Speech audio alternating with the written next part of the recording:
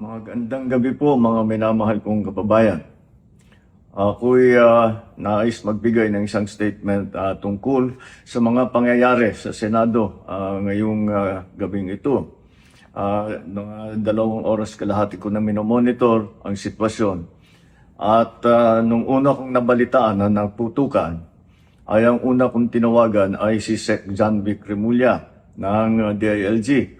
At tinanong ko, magpa-report ka sa mga pulis na nandun na kung may nangyari, kung meron silang ginawa.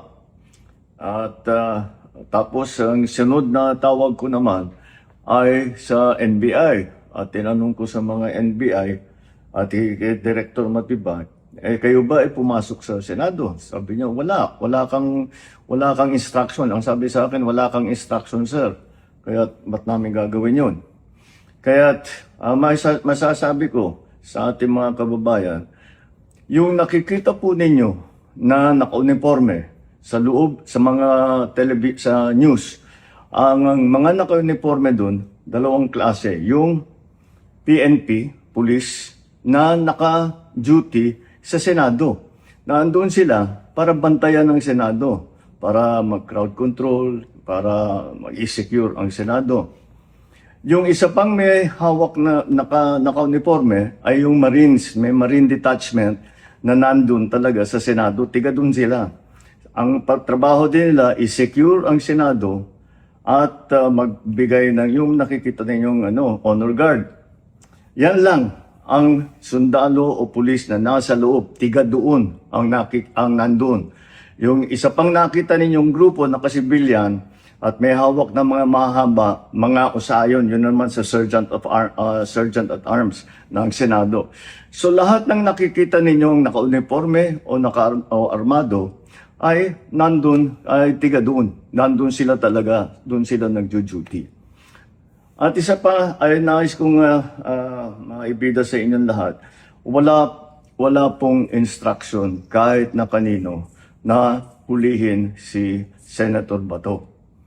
At ang nangyari, ang NBI, sinabihan ko nung lumabas yung resolution ng Supreme Court, mga 4:00 yung kaninang hapon, ay sinabi ko, umalis na kayo dyan.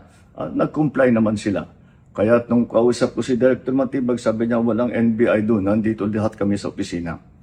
At ayun po, ay dahil kong mapaalam na sa lahat ng ating mga kababayan, itong pangyayari na ito, ay tayo maging kalma lang po.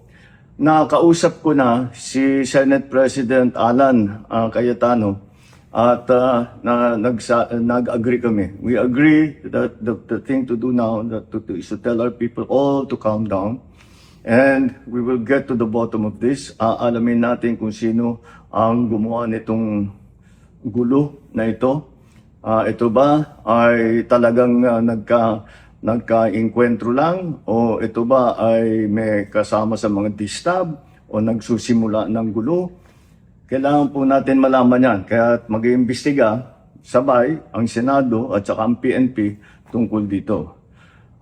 Masasabi ko lang at para hindi po mag-alala ang taong bayan, hindi po gobyerno ang gumawa nito. Walang pumasok na tigalabas na sundalo, na militar, na NBI sa Senado. Hindi po natin alam kung sino yun na sumubok na pumasok at saka dahil doon ay nagkaputukan. Aalamin po natin. At kinukuha po natin, kinukulikta natin ngayon lahat ng ebidensya na nandiyan. Maraming salamat po. Kalma lang po. Asahan ninyo yung gobyerno po ninyo. Hindi gagawin ito.